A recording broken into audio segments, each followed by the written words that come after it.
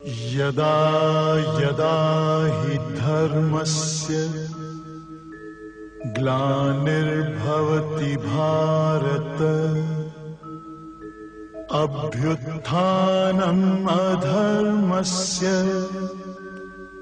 तदात्मानं सृजाम्यहम् परित्राणाय साधूनां विनाशाय च दुष्कृताम् धर्म संस्थापनार्थाय संभवामि युगे युगे।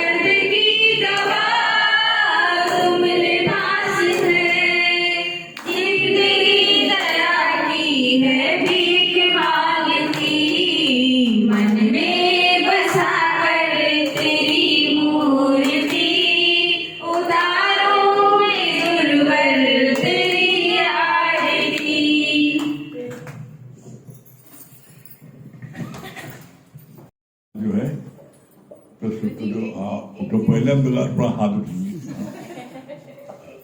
कल पूछा था ना हमने, कभी आज खजाना बाकी होगा। हरिओम गुरुजी। गुरुजी, एक चीज का संशय नहीं मिट रहा कि जैसे आपने कहा कि मिट्टी सत्य है और उससे बनी जितनी चीज है, लेकिन खत्म होने के बाद भी तो सत्य क्या है? मिट्टी है। तो एक बार आपने वाणी चलाई तत्व के लिए, तो सत्य और तत्व का अंतर बता दीजिए। क्या चीज? सत्य और तत्व एक ही चीज है। वही एक ही चीज है। सत्य सत्य कहो या तत्व कहो, सत्य ब्रह्म है। बात आई मट्टी, मट्टी सत्य है और मट्टी से बने हुए सारे उपकरण मिथ्या है। मट्टी से आपकी सुराही है, झज्जर है, हुक्का है, चिलम है, आपकी शंकर जी मूर्ति, हनुमान मूर्ति, सब मट्टी से बनी। और जो आप बनाते हो उसका रूप और रंग देते हो। आप शंकर जी बना, शंकर जी को आपने रूप दिया, उनका रंग दिया। शंकर जी कैसे हैं? जटा है, गंगा जी ऊपर है। जो जो शंकर जी की वेशभूषा आपने बनाई, रूप रंग दिया और आपने कहा ये शंकर जी हैं। उनको आप शंकर जी बुलाते हो, पूछते भी हो और उसको तोड़ दो, मट्टी बची। मट्टी से ही शंकर जी बने थे और शंकर जी को तोड़ दिया तो मट्टी बनी फिर हो गई। तो तत्व क्या? मट्टी है। तुम जितने भी मट्टी से जितने भी बने उपकरण, चाहे वो हनुमान जी बने, चाहे शंकर जी बने, चाहे चिलम बनी, चाहे हुक्का बना, चाहे सुराही, चाहे झज्जर, सब मट्टी है। सब तोड़ दोगे तो मट्टी बची। इसी तरह सोना है, सोने से गहना बनता है, गले का हार है, चूड़ी है, कंगन है, नेकलेस है, कान की बाली है, सब उसको आप बुलाते हो, कहते हो भी हमें गले का नेकलेस दिखाओ, हमें कंगन दिखाओ, चूड़ी दिखाओ, कान का झुमका दिखाओ, और वो कारीगर बनाता है और उन सभी को गला दो, क्या बचेगा? सोना। इसी तरीके से जैसे सोने से अनेक गहने बने हैं, मट्टी से अनेक मूर्तियां बनी हैं, इसी तरीके से ब्रह्म से अनेक जो है जीव बने हैं। और जब किसी का प्राण शांत होता है तो उसके क्या होता है, 3 गति होती है। एक गति होती है उसके सत्कर्म है, स्वर्ग मिल गया, बदकर्म है, नरक मिल गया, कीड़े मकोड़े पशु पक्षी सुअर गधा बने। और तीसरा, अगर उसे निष्काम कार्य किया है, प्रभु का सत्संग किया है, भगवान को भजा है, तो परमात्मा मिलकर हो जाता है। तो ब्रह्म ज्ञानी परमात्मा से मिलकर हो जाता है। जो सत्कर्म करते हैं उनको स्वर्ग मिल जाता है, स्वर्ग के सारे सुख। अब जैसे आज की तारीख में जितने बड़े बड़े अफसर हैं, आईएएस हैं, अफसर हैं, चाहे वो कमिश्नर हो, चाहे डीएमओ, चाहे मंत्री हो, जो बड़ी पोस्ट है या जो बड़े व्यापारी हैं, वो सारे इंद्रियों को सुख ले रहे हैं। उनको धरती का सारा सुख मिल रहा है, यही है स्वर्ग। और जिन्होंने बदकर्म किया है, आप देखो, किसी का हाथ कटा है, किसी पैर कटा है, कोई लगड़ा चल रहा है, कोई घसी भी चल रहा है, किसी के इतनी घाव है कि वो जो है उसका इलाज नहीं करा पा रहा है। अक्सर आप देखो, कुत्ते को देखो, गाय को देखो, उनको कुत्ते ने ही उसको ऐसी गले में काट रखा है कि वहां तक वो अपनी जीभ नहीं ले जा सकता, और मक्खी उस पर भिनकती है, उस पर जो कौवा चोंच मारता है, बहुत कष्ट होता है हमको। अब जीते जी को कितना कष्ट हो रहा है, न मरने में न जीने में। ऐसे व्यक्ति को इतना कष्ट होता है, वो मरना चाहता है लेकिन मर नहीं सकता। बहुत से लोग सुसाइड करते हैं, ट्रेन नीचे आ जाते हैं, ऊपर 10 मंजिल से कूद पड़ते हैं, मर जाए, नहीं मरते, सब हड्डी पट्टी टूट जाती है, बिस्तर पड़े हैं 10-10 साल से। इसीलिए कहा कि जितनी भरी चाबी राम ने उतना चले खिलौना। और फिर आगे क्या बोला, बिन भोगे छूटे नहीं कर्म में बलवान। जो ऐसे लोग हैं उनको अपने कर्मों का भोगवान भोगना पड़ेगा। जब कोई भोगता है तो देख करके बड़ा अंदर में रोना आता है, दुख होता है, भगवान आप इसको कितना कष्ट दे रहे हो। लेकिन उसने अपने जमाने में क्या खुरापात की है वो नहीं पता ना। आप अभी देखिए, टीवी न्यूज आ रही थी, पेपर में आ रहा था कि जो है कितना जो है इजराइल के लोगों को कितना उन्होंने घर में घुस करके कैसे गला काटा है, कैसे मारा है, कितना उन्होंने उनके साथ किया है। तो जिन लोगों ने किया है, तो जब उनके साथ कोई करता है लोग बड़ा गलत हो रहा है, तो उन्होंने किया है। इसीलिए बोला गया है कि कभी भी भूल के अपने मुख से ये मत कहो भगवान आपने इसके साथ जास्ती की है। भगवान जास्ती नहीं करता। इम्पार्शियल जस्टिस, परमात्मा जो है, तुमने कितने भी छुपा के कोई कर्म किया हो, लेकिन उससे नहीं छुप सकता। आप ऐसे देख लो, अभी प्रैक्टिकल अभी देखो, आप कोई भी व्यक्ति कोई वारदात करता है सड़क पर कहीं, तो ऊपर से नहीं पाता, सब तरफ कैमरे लगे हैं। आज के युग में सब तरफ कैमरे लगे, पता है, तो भगवान के पास कैमरा नहीं रखा, पहले से ये सारी खोज हो रही है, वही खोज हो रही है। तो जिसने जो जो किया है उसको उस कर्मों की सजा उसको मिलेगी जरूर। हाँ, एक बात है जो बहुत बड़ा फायदा है, जिस फायदे को लोग नहीं जानते। एकमात्र गीता ज्ञान गुरुमुख से सुनने पर आपको जो कष्ट आएगा वो कष्ट आपको लगेगा नहीं, भासेगा नहीं। बस ये मिलता है सबसे बड़ा अचीवमेंट। यहाँ अचीवमेंट यहाँ सबसे बड़ा ये कि आपको वो कष्ट भासेंगे, उसकी तकलीफ नहीं होगी। जैसे तकलीफ होती है ना लोगों को, जब किसी को तकलीफ होती है तो वो जो है, देखो आप वो क्या करता है, जब तकलीफ होती है वो हाय अम्मा हाय बाबू, हाय भगवान बोलता है,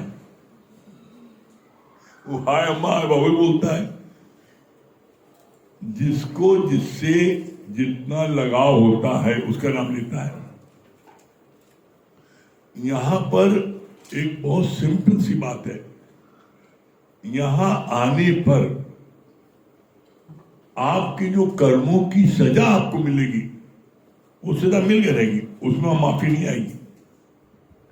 लेकिन जो सजा मिलेगी वो सजा का कष्ट आपको लगेगा नहीं, भासेगा नहीं। कैसे नहीं भासेगा?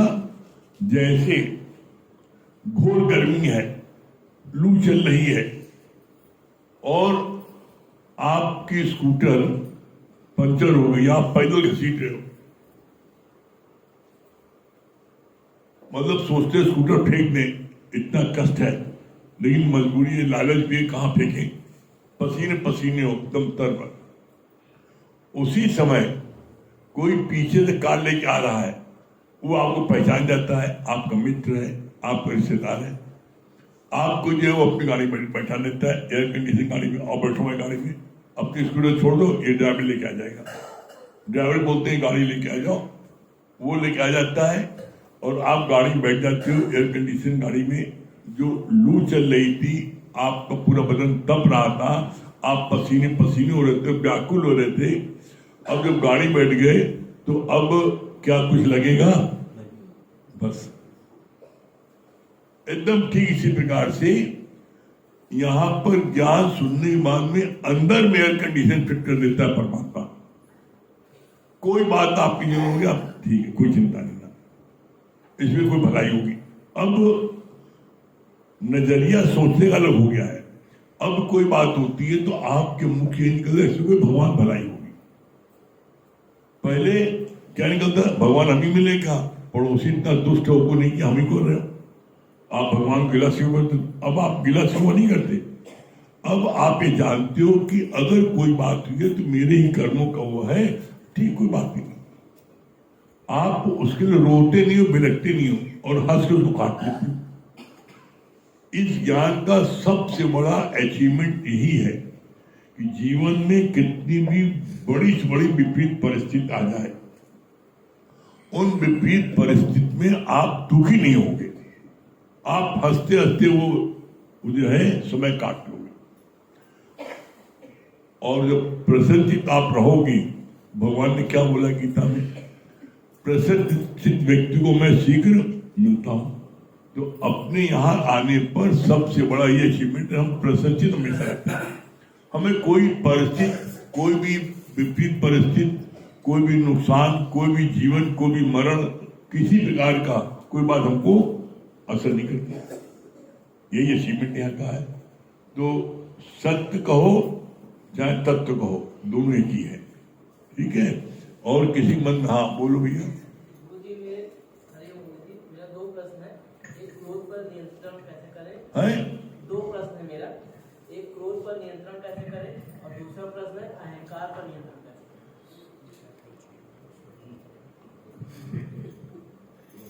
हरिओम गुरु जी, मेरा दो प्रश्न है। पहला प्रश्न है कि क्रोध पर कैसे नियंत्रण करें और दूसरा प्रश्न है अहंकार पर कैसे नियंत्रण करें। धन्यवाद।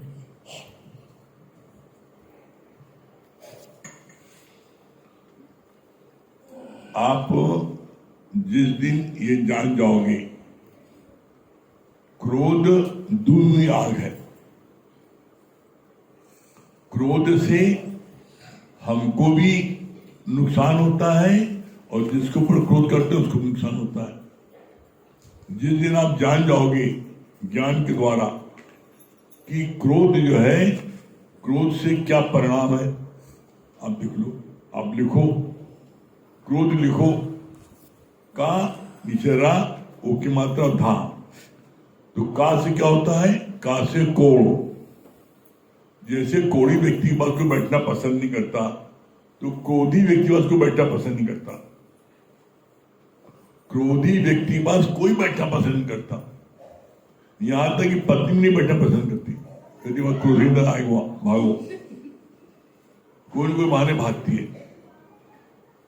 नीचे रा है, रा की मात्रा, रा से वो सारी जिंदगी रोता है। जो क्रोधी व्यक्ति होता है सारी जिंदगी से रोना पड़ता है, और फिर धा से उसको सब तरह से धिक्कार मिलता है। क्रोधी व्यक्ति को सब तरफ से धिक्कार मिलता है, सारी जिंदगी रोना पड़ता है। क्यों? क्योंकि वो अकेला अलग थलग पड़ जाता है, उसके पास कोई बैठना पसंद नहीं करता, अकेला रहता है। उससे क्या होता है, उसका क्रोध और बढ़ता है, और जब क्रोध बढ़ता है तो यमराज पर जल्दी पहुंच जाता है। क्रोध बढ़ने में खून सब जल जाता है, देख लो। और एक चीज और देख लेना, जितने क्रोधी नाथ होंगे एकदम बिल्कुल ठिठी डंडे की तरह, जो जितना क्रोध करता है वो उतना ही ज्यादा उसका खून सूखता है। और किसी से गलती करानी हो तो उसको क्रोध बना दो। किसी से गलती करानी, गलती में मूल भाव उत्पन्न हो जाता है। क्रोध में व्यक्ति अपना विवेक खो देता है। कभी क्रोध पहले तो करे नहीं, और क्रोध आ जाए तो उस समय कोई एक्शन, नो एक्शन। 32 दांत का 20 नाखून का जोड़ लगा करके भी मुख से बोलो कुछ नहीं, और ना उसके तरफ देखो, उसमें देखो कि मेरी आंख से अंगारे निकलेंगे। जब वो देखेगा लाल लाल आंख आंख फोड़ दोगे, देखोगे तो लड़ाई शुरू हो जाएगी। तो भूल के भी जब क्रोध आ जाए तो बस सिर्फ आंख बंद करके गुरु ध्यान करो, हरिओम जाप करने लगो, बोलने लगो गुरु जी आपकी कृपा। आंख बंद कर लो, मत ना आंख खोलो ना कुछ बोलो, क्योंकि उसमें जब तुम जो बोलोगे जहर उगलोगे उसमें। जब इतनी बात आप जान, और ये बात कहां जानोगे? ज्ञान से, सत्संग आकर के। अहंकार भी यही बात है। अहंकार के लिए क्या है बोला गुरु जी ने, तुम किस बात का अहंकार करते हो? तुम्हारा अपना क्या है? तुम बहुत अच्छा भजन गा लेते हो तो भगवान ने तुम्हें राग दी है। तुम्हारा अपना क्या है? बड़ी खूबसूरती है, भगवान ने दी है। तुम्हारी क्या है? बड़ा धन दौलत है, भगवान ने दिया है। तुम्हारा अपना क्या है? तुम्हारा अपना तन भी नहीं, वो भगवान ने दिया हुआ है। तो किस बात का अहंकार? मैंने ये किया, मैंने किया। तुम क्या कर सकते हो? तुम्हारे को एक गिलास पानी नहीं पी सकते हो, भगवान शक्ति न दे। जिसमें बीमार पड़ जाते हो और 105 बुखार होता है तो उसमें इतनी ताकत नहीं कि तुम अपने आप उठ सको। तुम्हें कोई व्यक्ति सहारा दे उठाता है और तुम्हें गिलास में पानी पिलाता है, इतनी ताकत नहीं। तो शक्ति किसकी है? भगवान की। और अहंकार हम करते हैं, है क्या तुम्हारा? इसीलिए बोला जाता है एक अहंकार जब निकल जाए तो सारे विकार खुद ब खुद निकल जाते हैं। और सारी बातों का, चाहे क्रोध का हो चाहे अहंकार का हो, सारी बातों का एक जवाब है, नित्य सत्संग आओ, गुरु वचन लगाओ।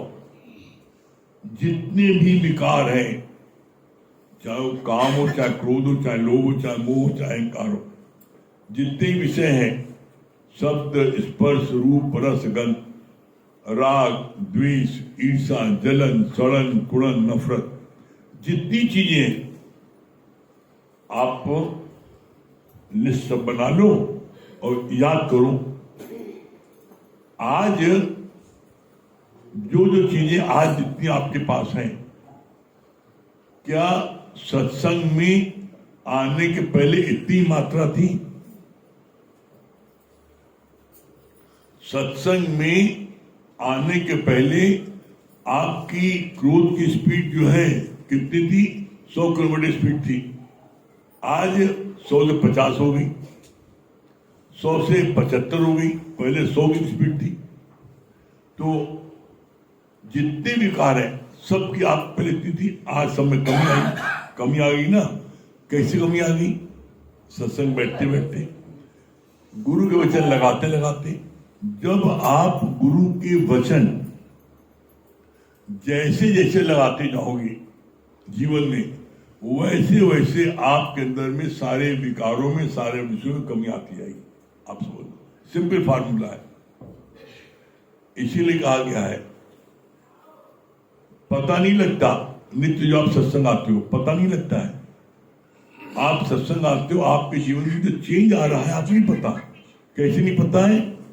जैसे आप रोज आप खाना खाते हो, तो खाना खाते हुए पहले जब बच्चा पैदा होता है तो 1 बिलस्ते का होता है। तुम 6 फीट के हो गए, कैसे हो गए?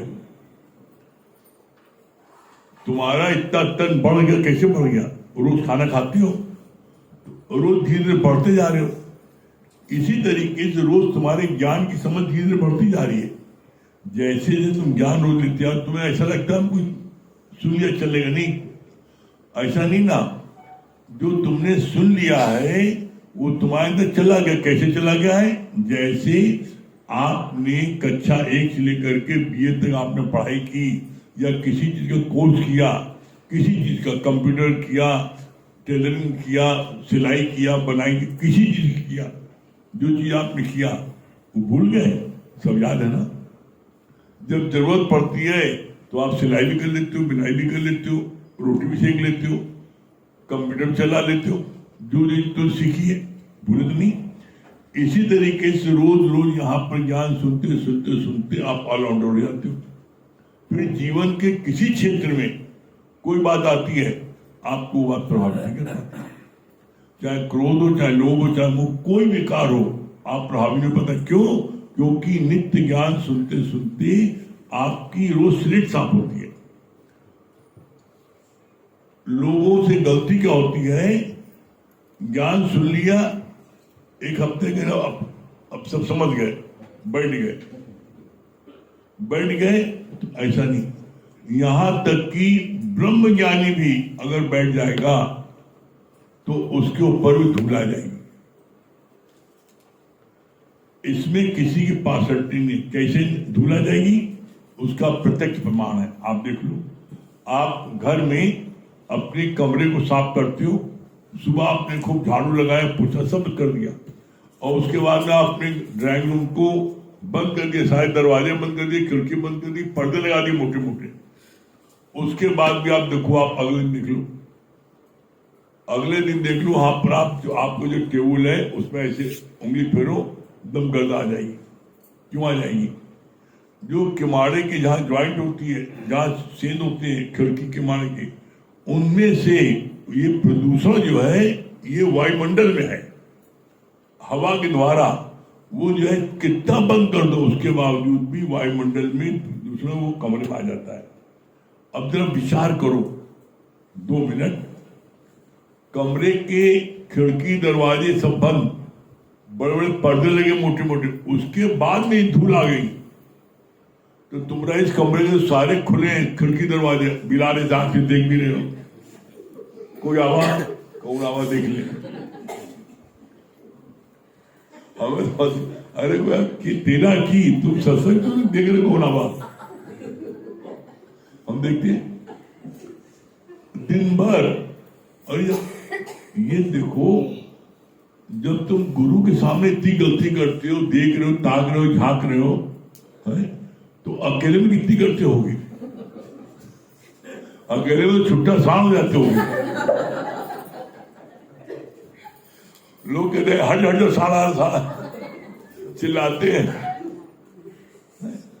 दिन भर आप देखो, आप दिन भर पूरे दिन भर आप सड़क पर चलते हो, क्या करते हो? देखो आप, तो हिसाब रहेगा।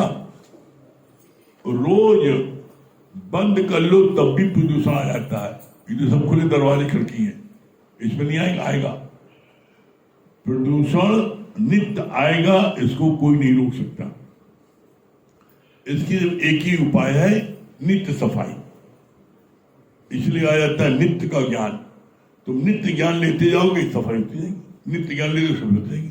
आएगा प्रदूषण, आएगा, रोज तुम सफाई करते जाओ। एक बात उपाय है, बाकी आप ये कहो कि हमारे प्रदूषण नहीं आएगा, ब्रह्म ज्ञानी भी अगर माया में आए उसको प्रदूषण आ जाएगा। इसीलिए आप देख लो, कोई भी संत, सच्चा संत देख लो, वो जो है माया के कार्य में उसमें बहुत थोड़ा समय देता है, बाकी अपने अध्ययन में, अपने गुरु के कार्य में लगा रहता है। क्यों? काजल की कोठरी में कितनों सियाना जाए, कालिख लग जाएगी। तो बोला माया को हमसे उपराम होते जाए माया से, उसका सबसे सरल साधन दोनों समय का सत्संग। आप जब सत्संग जितनी देर बैठ जाते हो उतनी तो माया बच गए,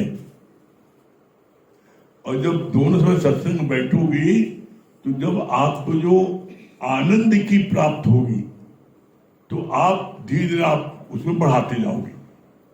जैसे जैसे समय बढ़ता जाएगा, पहले दोनों समय, फिर पता लगा 3 समय, फिर 4 समय, पता लगा फिर नंबर टेस्ट हो गए। क्यों?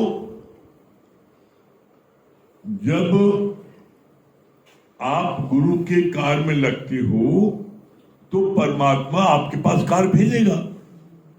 भाई देख लो, जो जिनके वहां बोर्ड लगा टेलर, तो लोग अपना सूट सिलवाने आते ही नहीं। जिसकी जो है हलवाई दुकान है, उसको लोग मिठाई लेने आते ही नहीं। तुम्हारी दुकान काहे की है? तुम्हारी दुकान ज्ञान की है। किसी को पता है कि इनके पास जाएंगे तो हमें ज्ञान प्राप्त होगा, हमारी प्रॉब्लम सॉल्व होगी। तुम्हारी दुकान काहे की है? किसी की दुकान जिसने व्यापार किया है वो जानता है कि छठी दूध याद आ जाता है व्यापार जमाने में, उसी तरह इसमें भी व्यापार जमाने में छठी दूध आ जाता है, ऐसे नहीं जल जाता है। इसमें आप जो है जब नित्य किसी के पास जाओगे, सेवा करोगे, सुख दुख में शामिल होगे, तो तब वो आप पर भाग के आएगा, ऐसे थोड़ी आ जाएगा।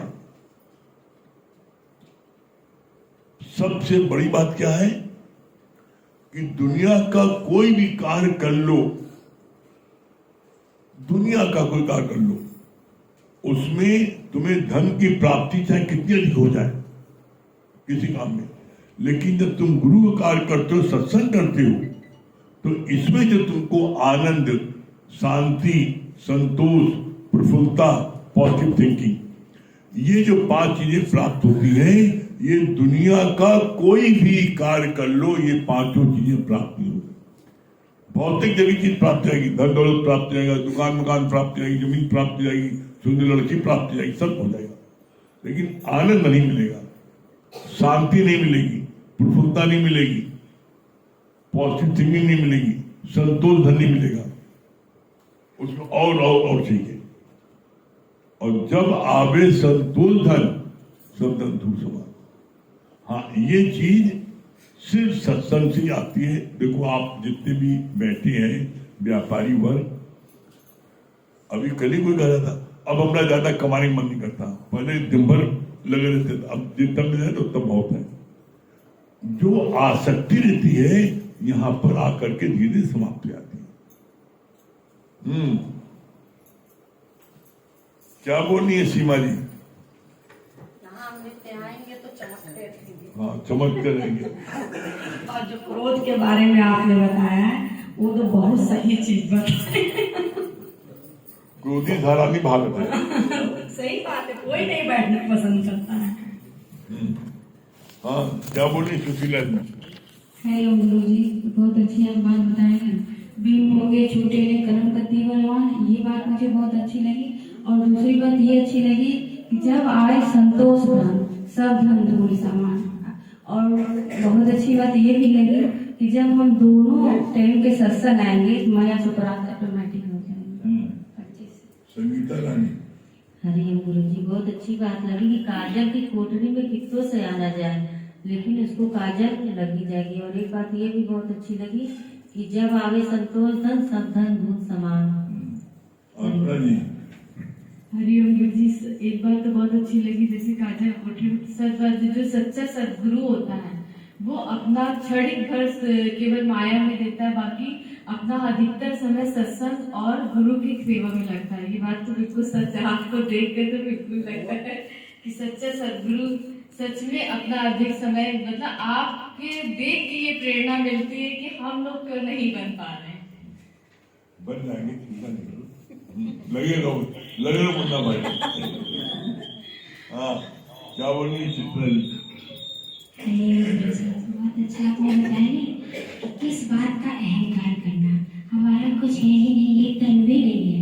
एक बीता का बच्चा रहता है, कैसे वो बढ़ते बढ़ते गबरू जवान हो जाता है, हमें पता नहीं चलता। और बहुत अच्छा आपने बताया नहीं कि जब हम गुरु का परमात्मा का कार्य करेंगे तो परमात्मा ऑटोमेटिक वो कार्य को भेजते हैं, और कैसे हम माया रूपी किनारे से छूटकर परमात्मा रूपी किनारे में आ जाते हैं। हरिओम गुरु जी।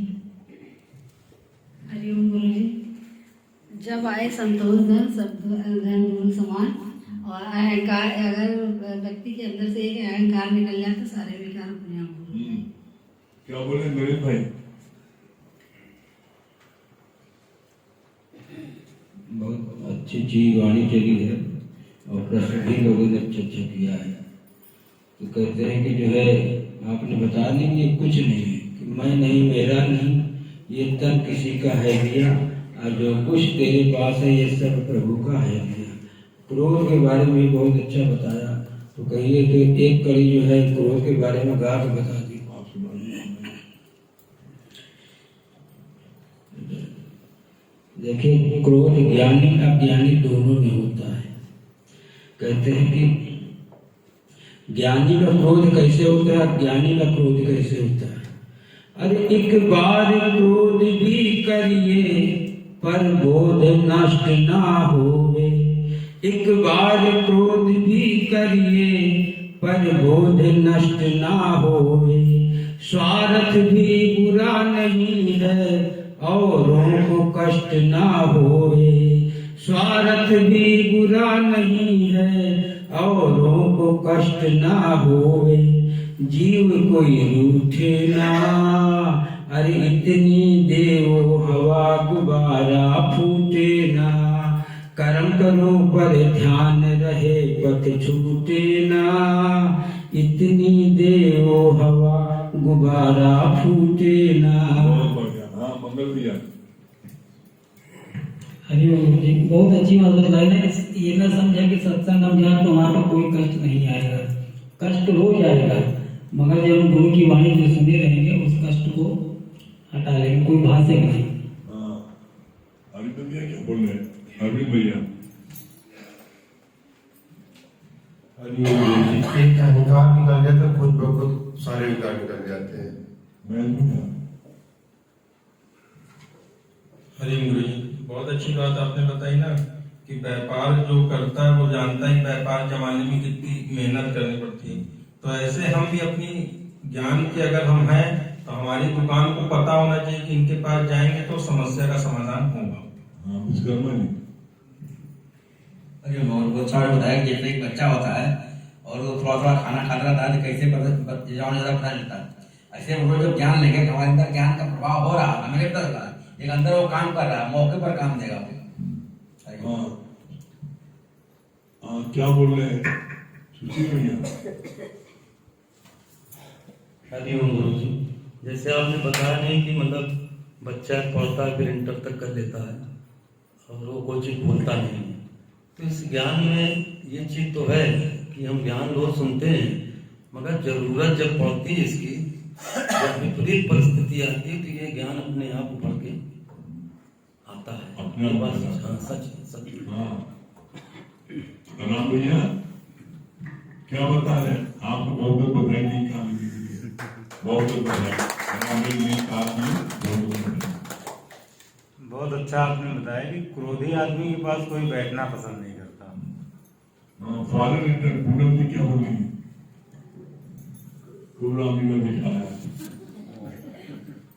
हरिओम गुरु जी। बहुत अच्छा आपने बताया ना कि वायुमंडल में प्रदूषण रहता है, कितना भी घर सफाई करेंगे लेकिन झाड़ू पोछा करना ही पड़ता है। ऐसे ही हम सब जो है माया में जाएंगे जरूर आ जाएगा, जरूर आ जाएगा, ये बात बिल्कुल सही है। बहुत अच्छा लगा।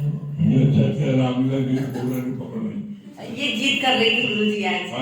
ये हैदराबाद की कभी देखा नहीं था इसने, तो फिर हमने अच्छा तुमने बुनाई में कहा ज्ञानी एक में गई, दूसरी ने मानी, दोनों प्रभु ज्ञानी। सही बात। उसने कहा तुमने क्या माना? और तुमने कहा इधर आ गई। हाँ हाँ। और चलिए दुर्गेश भैया क्या कहते हैं? हाँ दुर्गेश भैया दिल्ली।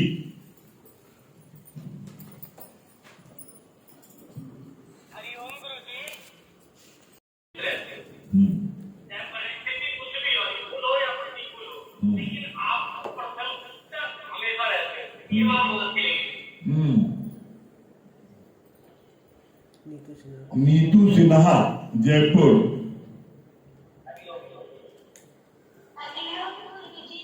हाँ हरिओम। क्या बोली नीतू जी?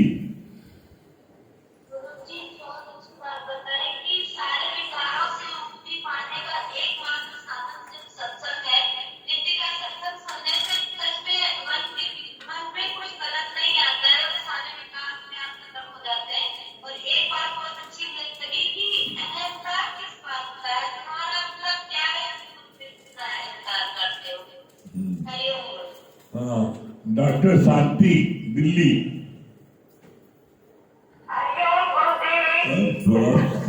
एकदम कुछ शेयर नहीं आवाज है। हरिओम। क्या बोली?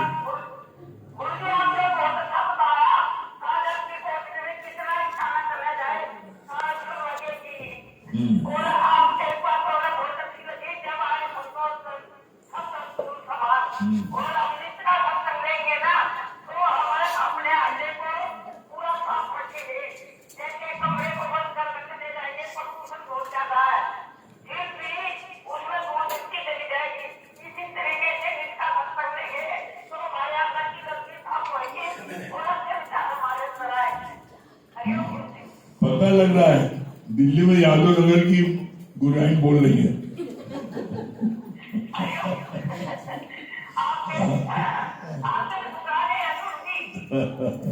हाँ रश्मि जी दिल्ली।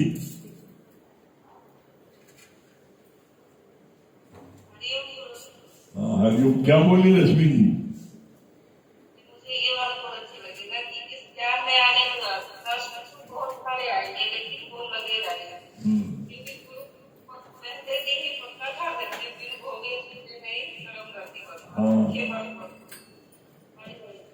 रजत भैया जयपुर।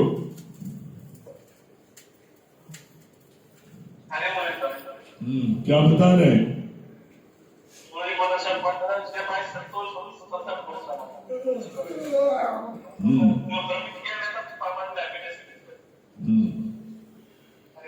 चलिए ओम को जाप कर ले।